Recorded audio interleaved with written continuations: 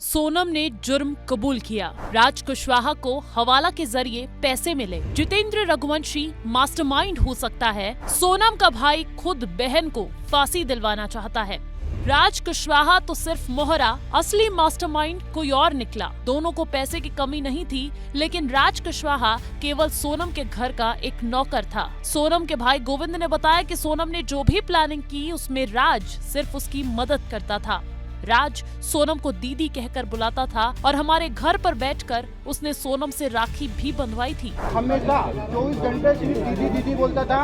ये कि उसके राज की जो घर वाले हैं, उसकी बहन माँ वगैरह, वो भी यही बयान दे रहे हैं शायद। तो दीदी ही बोलता था और दूसरा राखी बांधते थे ये 3 साल से, और मेरे खुद घर में हम दोनों साथ में बैठ के राखी बंधवाई। अगर राज और सोनम का रिश्ता भाई बहन जैसा था तो फिर राजा की हत्या के वक्त राज का नाम कैसे सामने आया? हत्या के समय राज कुशवाहा घर पर ही मौजूद था, फिर राज का नाम कैसे आया? जांच में ये भी सामने आया है कि राजा को मारने के लिए जिन लोगों को मेघालय भेजा गया था, उनके खातों में हवाला के जरिए पैसा ट्रांसफर हुआ था। ये पैसा कहां से आया और कौन भेज रहा था, ये सवाल अब जांच का केंद्र बन गया है। एक नाम जो सामने आया है वो है जितेंद्र रघुवंशी। बताया जा रहा है कि जितेंद्र के माध्यम से 4 अलग अलग खातों से लाखों रुपए की ट्रांजैक्शंस हुए हैं। साथ ही ये भी सामने आया है कि सोनम और राज कुशवाहा लगातार जितेंद्र के संपर्क में थे। एक नई तस्वीर सामने आई है जिसमें सोनम और राज कुशवाहा एक साथ दिख रहे हैं, जिससे ये संकेत मिलता है कि उनके बीच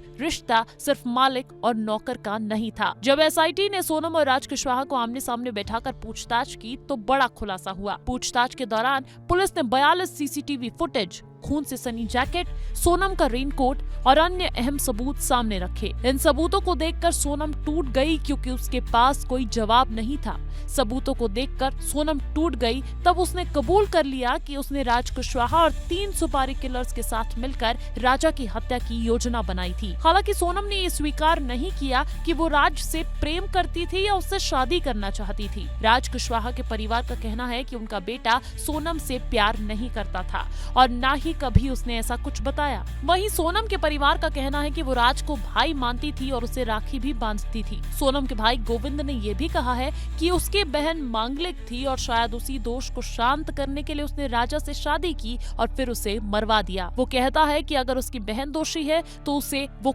खुद फांसी दिलवाएगा और राजा के परिवार के साथ खड़ा रहेगा। लड़की की जगह पे मैं इस परिवार का हिस्सा हूँ, उससे रिश्ता हमने तोड़ दिया है और इस परिवार का हिस्सा मैं हूँ और आज से सभी चीजें मैं करूँगा उसके खिलाफ, क्योंकि राजा मेरा बहुत प्रिय था। सोनम दोषी है तो उसको है ना डायरेक्टली फांसी पे चढ़ा दिया जाए। अब सबसे बड़ा सवाल ये है कि क्या इस पूरे कांड का असली मास्टरमाइंड जितेंद्र रघुवंशी है? पुलिस ने उसकी तलाश शुरू कर दी है। बताया जा रहा है कि जितेंद्र सोनम की मौसी का बेटा है और उनके साथ ही काम करता था। जितेंद्र रघुवंशी का नाम सामने आया है। बताया जा रहा है कि 4 खातों से लाखों रुपए के ट्रांजैक्शंस हुए हैं। बताया ये भी जा रहा है कि सोनम और राज कुशवाहा उसके संपर्क में लगातार थे। वैसे पुलिस ने अभी तक इस मामले में कोई आधिकारिक बयान नहीं दिया है। राज कुशवाहा क्योंकि सोनम के यहाँ नौकर था और कर्मचारी वही करेगा जो मालिक कहेगा, ऐसा हो सकता है कि दबाव में आकर राज कुशवाहा ने कोई काम किया हो। जितेंद्र रघुवंशी और हवाला का मामला आने के बाद अब ये पूरा केस नया मोड़ लेता हुआ दिख रहा है।